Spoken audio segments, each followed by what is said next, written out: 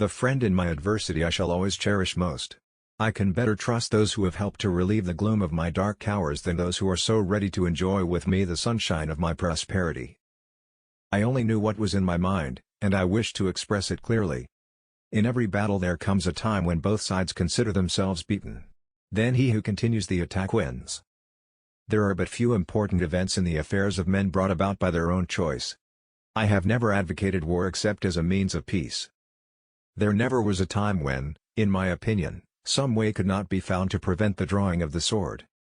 The distant rear of an army engaged in battle is not the best place from which to judge correctly what is going on in front.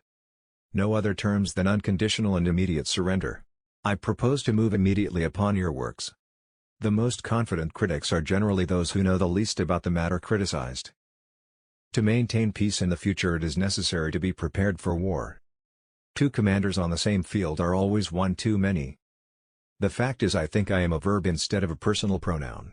A verb is anything that signifies to be, to do, to suffer. I signify all three.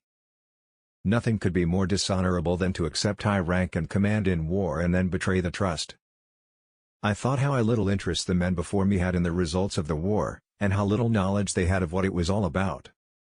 On several occasions during the war he came to the relief of the Union Army by means of his superior military genius.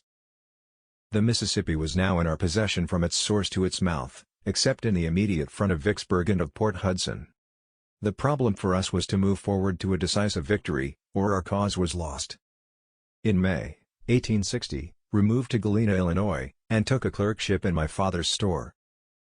The cause of the Great War of the Rebellion against the United States will have to be attributed to slavery. The enemy had been much demoralized by his defeats at Champion's Hill and the Big Black, and I believed he would not make much effort to hold Vicksburg.